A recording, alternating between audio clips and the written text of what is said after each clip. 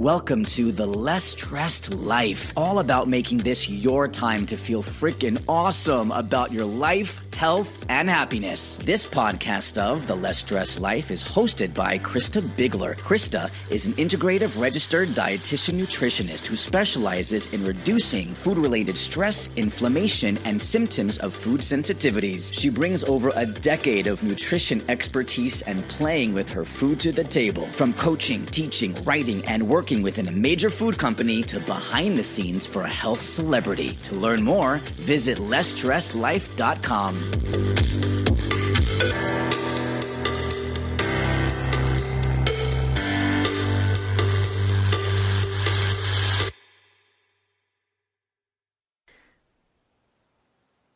Okay, today we have Kate Kordsmeier of Root and Revel. And who is Kate? Well, Kate is a food journalist turned real food expert after her own chronic health issues with PCOS, which we've talked about before on this podcast, hypothyroidism, and IBS, or irritable bowel syndrome, which we've talked about a lot as well, until those issues catapulted her into a long journey of trying to heal her body naturally. So today she blogs full-time over at Root and Revel, a natural living site helping people strike the balance between good and good for you. Love it so much. Thanks for joining us, Kate. Thanks so much for having me. I'm glad to be here. All right. So I told you before, you're a woman after my own heart. I was a journalism major as well. Went to school for nutrition, so I think we align a lot. Why don't you tell us a little bit about your background? Actually, you know what? I just got off a podcast, and they said it's rude to ask people about their career because some people don't want to be defined by their career, which I don't think is necessarily you because you're living out of passion. But I'm supposed to ask a question like, what's your favorite food? So go ahead, Kate. What's your favorite food? Oh, sushi for sure. Oh, all right. That tells us a little bit about kind of your quirky side. It sounds like you're kind of a risk taker when your favorite food is sushi. Okay. So tell us how you started doing food journalism, and then how that all changed. Yeah. So I went to journalism school, like you said. And when I graduated, I knew I wanted to be a freelancer, but short version is, I got scared. I got a real job, hated it. 6 months later, I finally quit to do freelance full time and just picked, a topic that I knew I was really passionate about. So I started writing about food, mostly like restaurant chefs, food trends, profiles, recipes, that kind of thing, for magazines and newspapers. And I did that for like 7 years. And then basically I started having a lot of health problems. I think you mentioned most of them. It seemed like a laundry list when I was first diagnosed with everything. But and I started kind of changing my diet, my lifestyle, and just reprioritizing my life, I guess. And I started the blog to kind of share what I had learned. I was so amazed by the changes I saw from natural means. And the more I did that, the more I wanted to do that, the less I wanted to freelance. And so in January of this year, I went full-time with the blog. So tell us about the symptoms that you first noticed when everything kind of started going hell. Was it gradual? When did they start adding up and you realized I should do something about this? Do you think they were caused by your work? Yeah, so it's hard to say exactly what the cause was. Certainly, I've never been like a super unhealthy eater, and most of my work was eating at, high quality chef driven restaurants. It's not like it was eating McDonald's every day or a lot of processed stuff, but regardless, I'm sure it didn't help things. And I was going out for work, 3 to 5 times a week. So it was just a lot on my body, and traveling a ton, is a lot of stress on your body as well. But it all started about 5 or 6 years ago. I was really constipated for a long time, and I kept going to just my regular doctors about it. And I would always ask them at my yearly checkup, like, everything's fine, but I'm just still constipated. And, they kind of would just brush me off and say like, well, take a stool softener or, eat some more greens. But it was always very vague. Nobody really took it too seriously. And then fast forward to my wedding day, which was August 2014. And I was sitting around with my girlfriends, drinking mimosas, getting our hair and makeup done, having a great time. And all of a sudden I got so nauseous. And it was like all the excitement and anticipation. It kind of seemed normal to maybe not, to feel a little off when it's such a big day. So I kind of dismissed it, even though it was really debilitating. And then that kept happening. So I had that happen like 3 or 4 more times over the next 6 months, where I would have this completely out of the blue, unexpected, but totally debilitating nausea, where, I really couldn't do anything except lay in a dark room. And once that started happening enough, I started saying, okay, I wonder if this is related to my constipation in some way, or what is going on with my body. This is not normal. And so I started going to see a bunch of different doctors.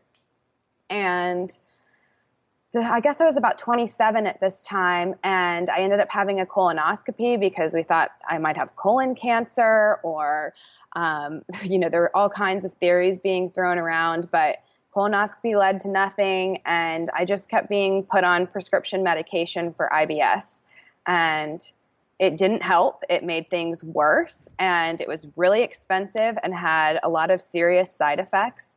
And I just didn't like it. And so I thought, I'm going to go off everything, including hormonal birth control pills, which I had been on since I was like 16. And I'm going to go off everything and just see what my body does. And so then, sorry, this is a very long-winded story. Mm-hmm. So I went off the pill, and then my body totally freaked out. I gained like 12 pounds in 6 weeks. I got the worst acne of my life. I was really anxious. What else happened? My periods were super irregular. They didn't come for like 3 months. And then once I got my first one, they were like every other month, or it was just really irregular. I got really bad cramps. And so, and my constipation was worse than ever. And it was just not a good place to be. So I started researching just anything I could to figure out what was going on, and decided to go see a holistic doctor and see what they could do. And it was the first time that a doctor actually sat with me for an hour and went over everything. And they didn't just ask me what my symptoms were. They asked me about, what do I eat, and what is my lifestyle like, and, what's my diet, and how often do I exercise, and what's my stress level, and all of these things that all of the other doctors had completely overlooked. And so she kind of put me on this natural plan. And once I started following that, I saw immediate relief from most of the symptoms right away. And things just kept improving the longer I went on. And so that's when I decided to start Root and Revel and kind of share the success that I had had, and hopefully to help other people do the same. Yeah, I'm sure your mind was blown. Yes. Such seemingly simple things after you'd already doctored about it for a while. I know a lot of my clients will say that people have told them it's all in their head, or they brush it off. Yep. I guess if I had a nickel for every time that happened, I would have a nice cup of coffee. But another thing, yeah, I read a very relevant financial policy on a prominent doctor's website today about why their office doesn't take insurance. And she kind of talked about how, the model is such that you're forced to spend less time with people and crank out more. And you have to stick to a certain income threshold. So it doesn't promote kind of being well-researched, being an expert in that area, and really spending time to get to know that whole person. And that's the opposite. It's like a factory where they're just seeing 1 million patients a day, and it's just, what's your symptom? Okay, here's a pill that can treat that symptom, and not going any deeper than that. Yeah, and it's not their fault. I don't want to make that clear too, because doctors don't really have any nutrition. They took 1 semester of nutrition. It was usually a cake class where they learned super basic stuff. And most nutritionists don't even know a ton about GI stuff unless they've spent more time learning about that specifically. Right. For sure. Otherwise, they just are looking at, maybe the most common diet for that. But in my experience, there's very unique circumstances that have to be customized to every single person to get them ideal results. And it sounds like that's kind of the path you took. So I appreciated your long story. It wasn't a problem at all.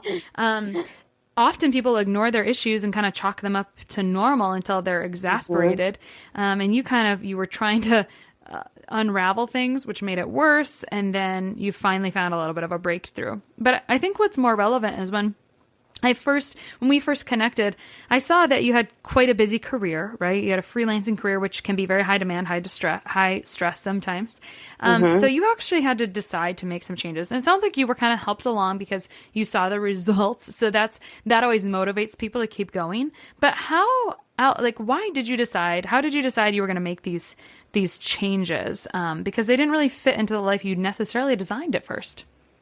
Yeah. Well, to answer your first thing about people ignoring issues, I definitely ignored constipation and some, I'd say period issues, basically, for a long time. I mean, even the reason I went on the pill in the first place was because I had bad cramping and heavy periods and acne. And the solution for most women these days is to go on the pill.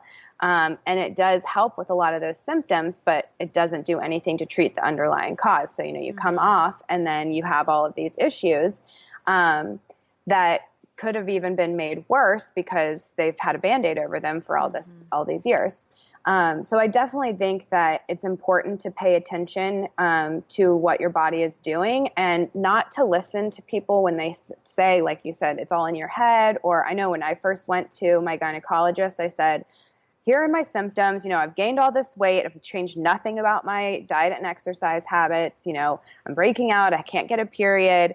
My family has a history of PCOS and hypothyroidism. Maybe I might have something like that too.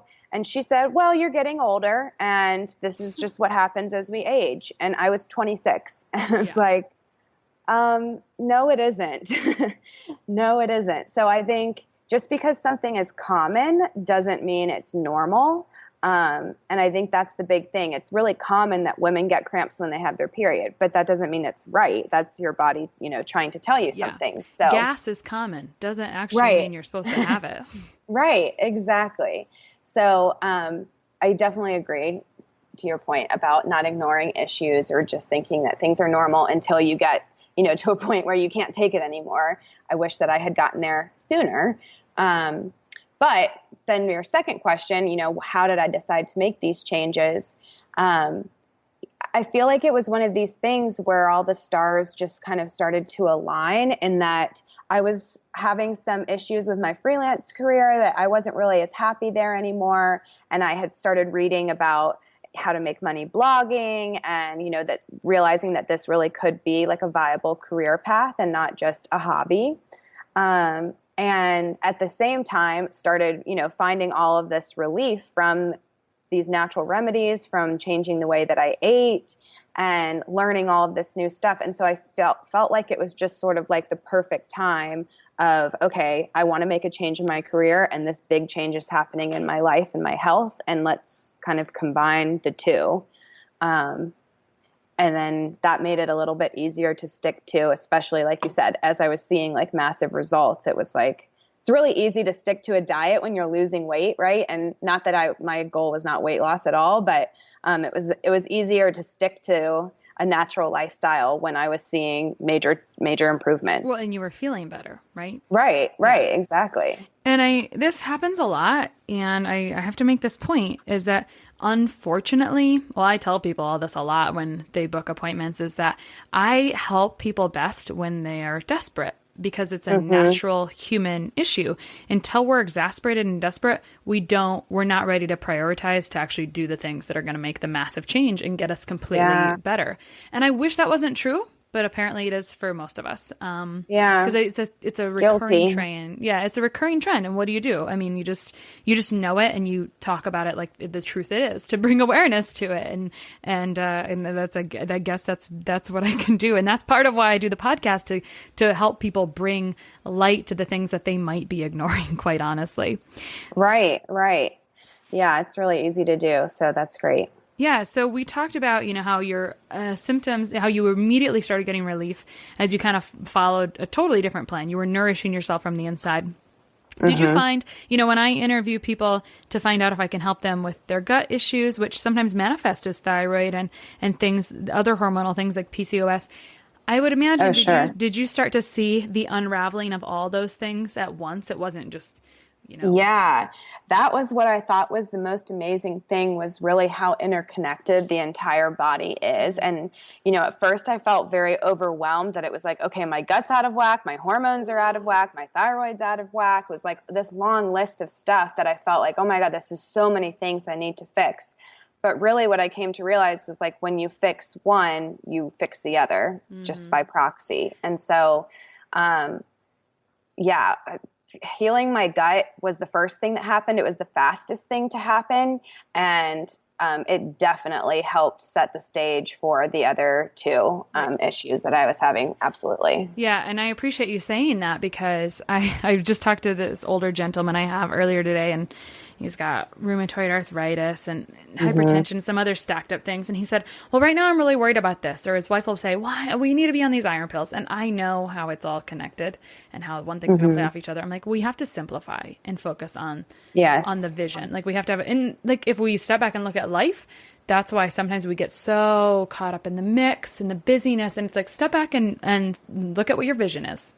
Right. And when you do that, it will guide the rest. And so every time things get overcomplicated, you just need to stop and breathe and just step back and say, what do I really need? Right. I have to keep my eye on the right path and not digress in all these other branches, Right. Exactly. So, were there some places that you got stuck on your healing journey that were especially difficult for you? Because making changes is challenging. Oh yeah, absolutely. Yeah. It was not always pretty or fun or easy. I really struggled, especially in the beginning, with balance. I was a food writer for almost a decade. I wrote about restaurants. It was literally my job to write about the most delicious foods. And I love food. So trying to just eat steamed broccoli and baked chicken was not an option. I felt like whatever I was going to do had to have just as much flavor and be just as delicious as the unhealthy stuff I was eating before. And so, but I also wanted to live a normal life, in that I didn't want to be the girl that has to bring her own food to a party, or, the person that can't go out to dinner because everything's off limits, or that kind of thing. So I wanted to find a way that I could do both, that I could nourish my body and stay healthy and keep myself, from getting inflamed and having issues, but also still enjoy my life. And, sorry, there's my puppy. No problem. Hey, puppy. Finchie, quiet.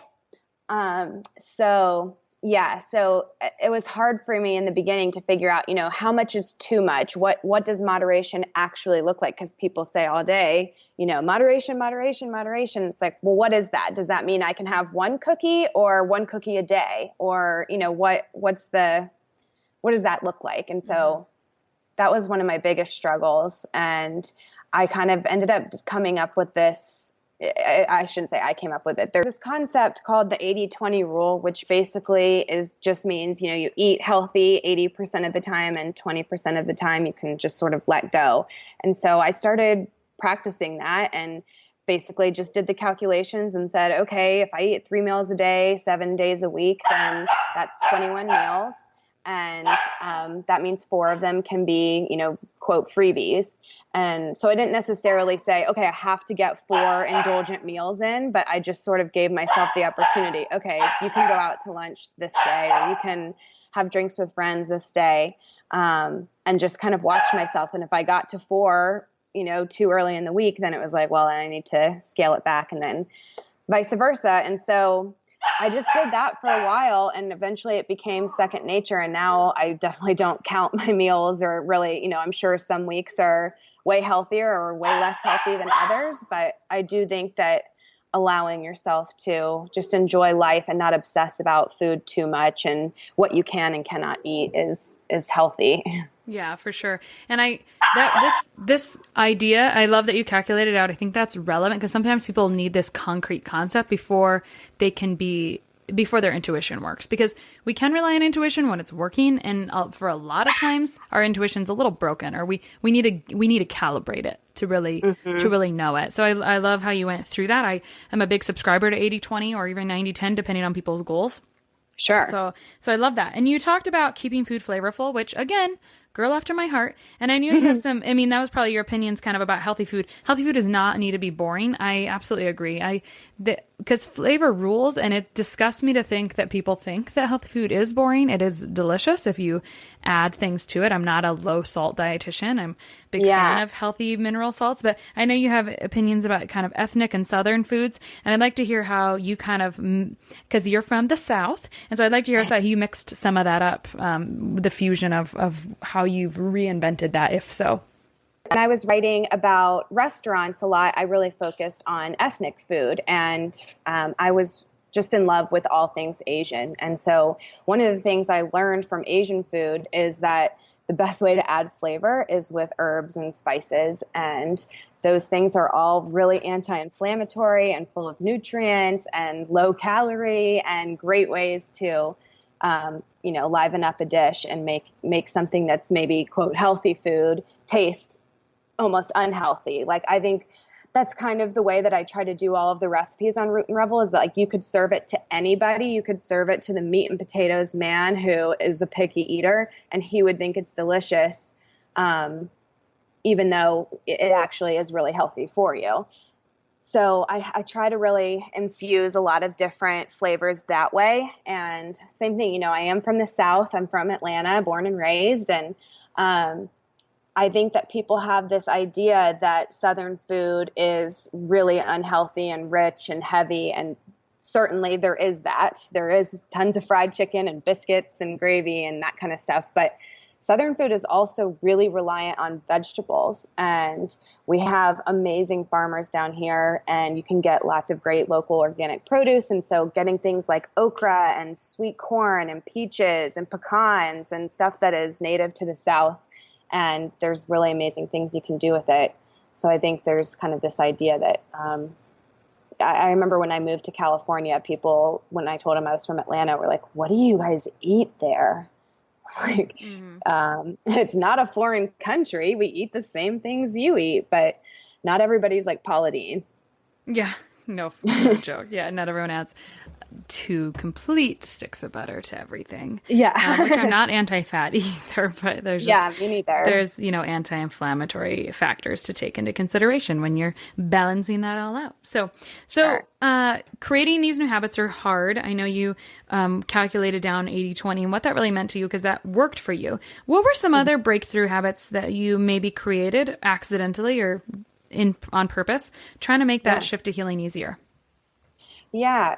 So one of the things I did, I was really struggling with anxiety. I started having panic attacks and those nausea episodes. I was diagnosed with abdominal migraines, which are basically like a migraine in your stomach, and it triggered for me by excitement. So really great stuff, because it's like whenever I'm really happy about something, I'll get sick. That sounds terrible. And that was, and I got in this vicious cycle of then, being worried that I was going to get sick, and then almost like this self-fulfilling prophecy of then that making me sick. And anyway, so I was in a really bad place with that, even though I had been doing this anti-inflammatory real food diet, 80-20 rule, that kind of stuff. And so I just really thought, okay, I've got to do something to really focus on this anxiety piece, because I'm sure that the stress is also not helping my skin. And, there's a real brain gut connection. And so I challenged myself to go to yoga every single day for 30 days. And I did it. And it was easily the best one of the best things I ever did for my body. It was so mentally just calming and peaceful and clearing, but it was also great exercise. I sweat a ton. I always do hot yoga, and I lost some weight. I mean, that was just like an added bonus, not that I was going for, but that was definitely one of the breakthrough habits that I created. And I don't go every day anymore, but I go several times a week, and it's something that's really key to my health, I think. And just a note about that, this is a detox. So detoxification comes naturally in our body with elimination, our liver and our kidneys, but we forget to mention how sweating is a natural form of that. Yeah. And there's a lot of great research on infrared sauna. So hot yoga kind of falls in that same category. So there's a lot to be said about that, actually. So you challenged yourself to do this for 30 days.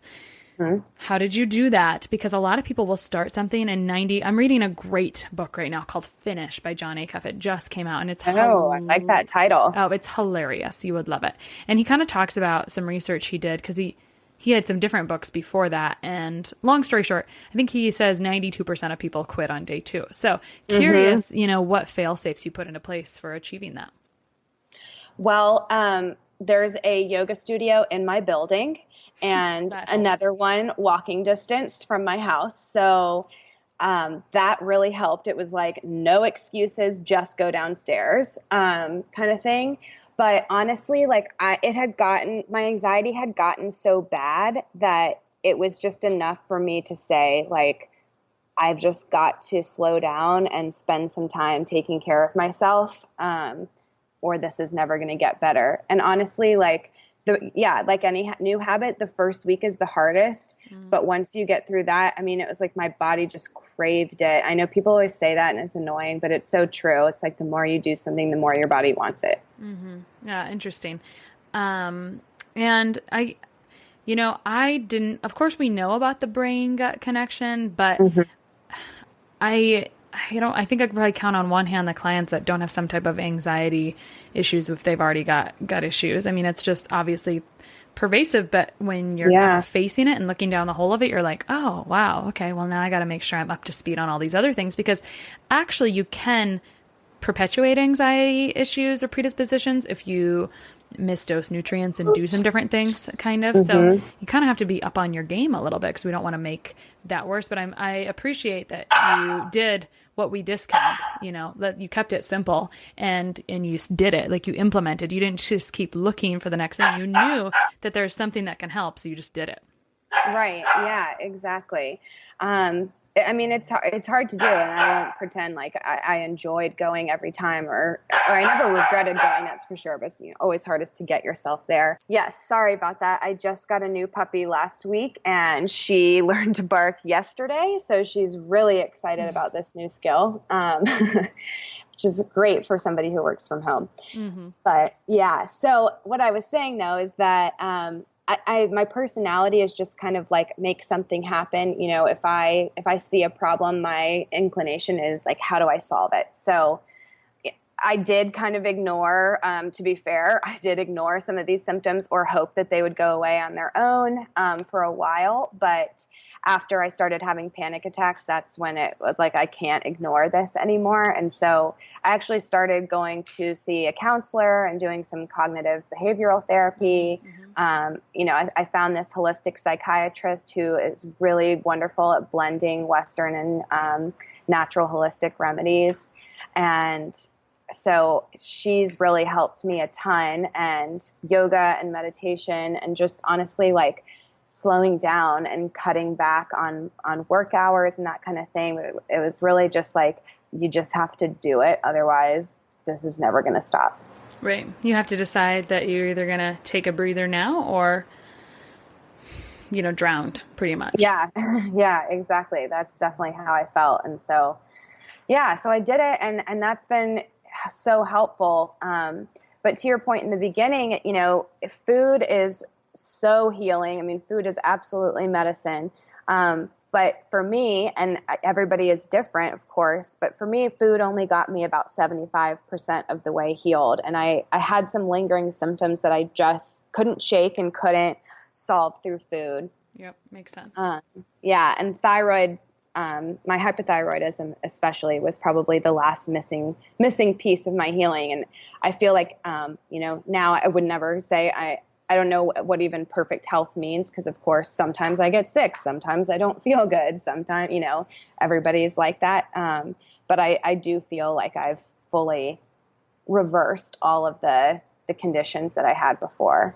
I think that's relevant that you say that, because I feel similarly. You kind of can get, maybe you can get 100%, but if you're at 95%, you're living a pretty dang good life. And sometimes you just have to be aware of the stressors, because, I always kind of preach this a lot, is that if you're not removing the stressors, it's easy to relapse. So it's not even that you haven't healed. It's that when you re-add some of those stressors, you can start to unravel a little bit. So like, especially with IBS, my goal is for people to have a broad diet as much as possible and not be controlled by fructooligosaccharides and ridiculous things like that. But everyone has a different healing journey, and we get most of the way there. And I think we're almost there. But yeah, if you're ignoring the other stressors, and then I'm guessing that was part of your last 25%, honestly, we can chat about it. But, yeah, and there's just a lot of pieces, and it's nice to not have to figure it all out on your own, but you've come a long way, and it's amazing what you've accomplished, and your testimony is helpful and necessary because it's going to inspire someone else to do the same.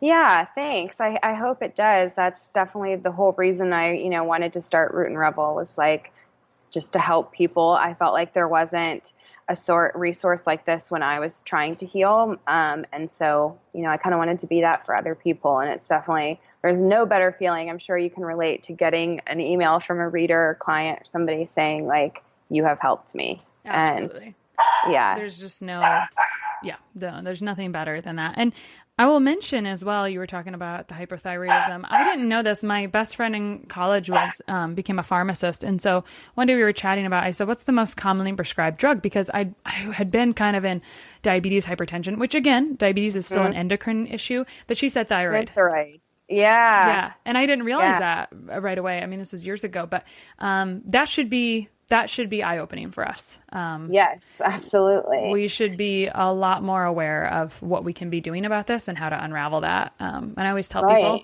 again, simplify. It's like, if there's thyroid issues, I still move through the right things at the right time. But yeah, I love what you said about the food. Often it's hard for people to make those massive shifts, but it's amazing the results you can get when you make those massive shifts. And I think sometimes if you don't make the food changes, it's harder for you to recover the rest of the way, honestly. Right. Because it is one of the stressors at the beginning that's going to prevent the total healing. So I used to think that functional medicine was a lot of supplements and sometimes not things. And I realized if you're doing it properly, it shouldn't be so many supplements there at that, especially at that early stage. So yeah.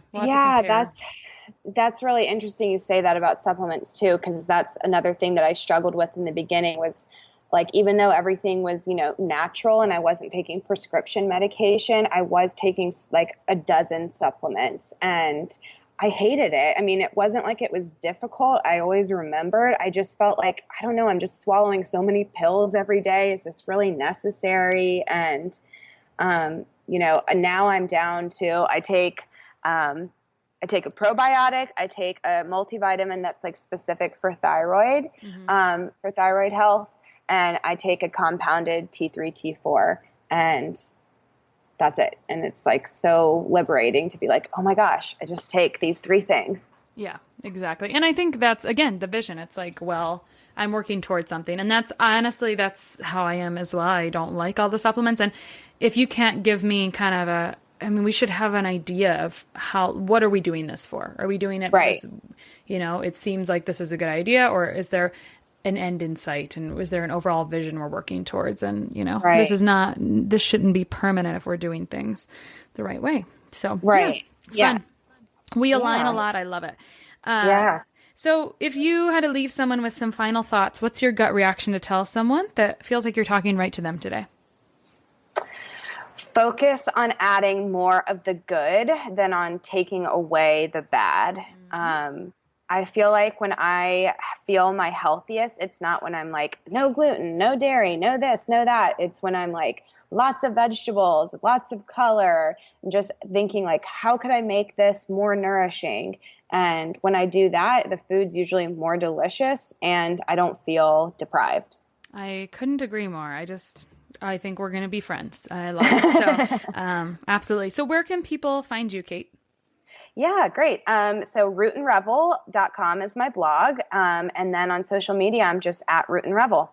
Is it Root and Revel, or like for the hyperlink? And we'll put it in the show notes, but just for listeners. Yeah, it's spelled out Root, ANDREV as in Van, EL. Sometimes people think it's Root and Rebel, like I'm rebellious. But yeah, Root and Revel. Cool. With B. Excellent. Well, thank you so much for sharing your story with us today. And absolutely. I look forward to any reader feedback that this was useful for them. And I'm sure this is the beginning of a beautiful thing. So thanks so much. Thank you. And P.S. If you've got digestive issues, brain fog, bloating, things that you know aren't normal or are new for you, or you've been dealing with them for a long time and it's time to stop, and you want the fast track version, then feel free to pop over to my website and I can help you with that. It's at fasttrackfabulous.com or kristabigler.com. I'll see you there.